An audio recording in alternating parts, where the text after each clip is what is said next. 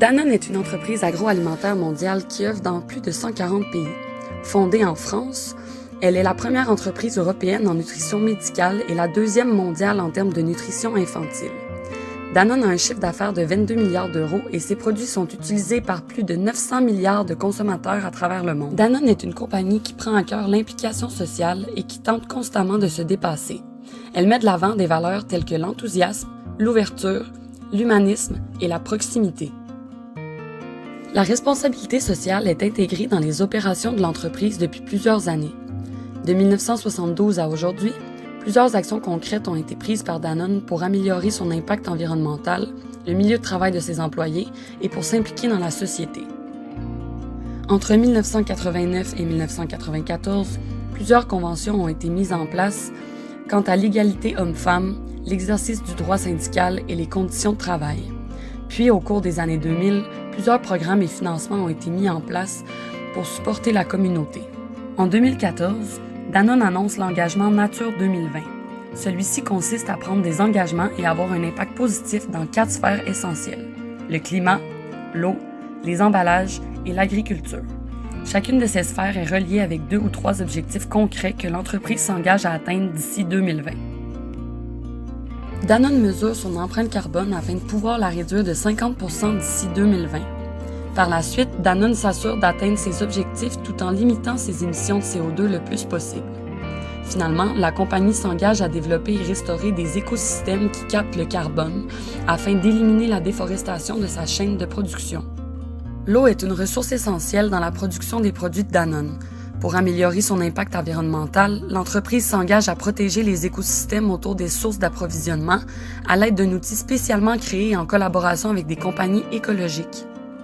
Elle s'engage également à mesurer son empreinte d'eau et à établir des standards de gestion de l'eau usée afin de pouvoir réduire sa consommation dans les usines de 60% d'ici 2020. En termes d'emballage, Danone souhaite faire des changements considérables dans ses opérations.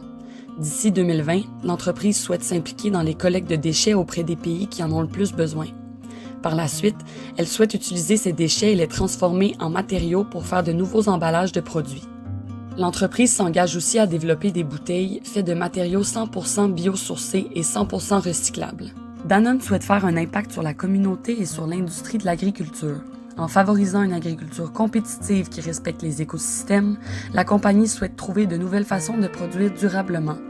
Elle s'engage également à développer de nouveaux outils et modèles en partenariat avec les agriculteurs, ce qui permettra une production plus durable. En 2015, les bienfaits des produits laitiers sont contestés alors qu'ils font partie du guide alimentaire depuis plusieurs années. Suite à une enquête menée par une entreprise britannique, 170 actions de lobbying sont découvertes en France dans l'industrie du lait. Plusieurs études non fondées sont liées à ces actions et auraient conduit le gouvernement français à recommander de 3 à 4 portions de produits laitiers par jour. Au final, de gros conflits d'intérêts ont été soulevés. En effet, 9 des scientifiques ayant pris part aux études étaient impliqués dans l'industrie du lait et même actionnaires de Danone pour certains. 2 ans plus tard, en 2017, Danone fait l'acquisition de White Wave Food et gagne le quasi-monopole de l'industrie laitière biologique mondiale. Cet achat soulève plusieurs questions éthiques chez les producteurs laitiers. Pour les petites entreprises et les agriculteurs indépendants, cet achat présente des difficultés accrues. Elles ne peuvent pas compétitionner avec Danone vu la grosseur de l'entreprise. De plus, comme celle-ci est en majorité, elle peut se permettre de fixer les prix et de réglementer l'industrie. Les actions de Danone représentent-elles vraiment une entreprise socialement responsable? Absolument pas. Malgré ses erreurs de parcours, on peut déterminer que Danone a su apprendre de ses erreurs et rectifier ses actions.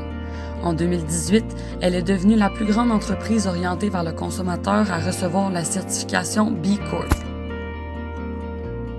5 actions spécifiques de la compagnie lui ont permis d'obtenir sa certification.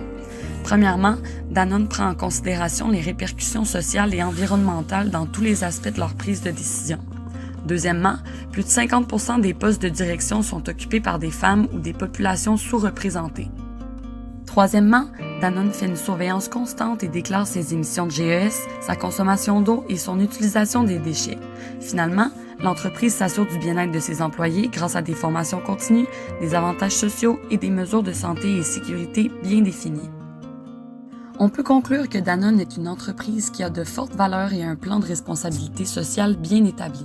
Au cours des dernières années, la compagnie a mis beaucoup d'efforts et de financement dans le développement de solutions durables pour améliorer les conditions de travail de ses employés ainsi que son impact environnemental. Ce qu'il faut retenir de cette analyse, c'est que la responsabilité sociale d'entreprise englobe plusieurs volets importants et demande un investissement considérable de la part des compagnies. Sans la participation et la mobilisation des parties prenantes de celle-ci, aucun résultat ne peut être atteint. Malgré quelques écarts de parcours, Danone a pu se démarquer par ses plans d'action et devenir un leader en responsabilité sociale.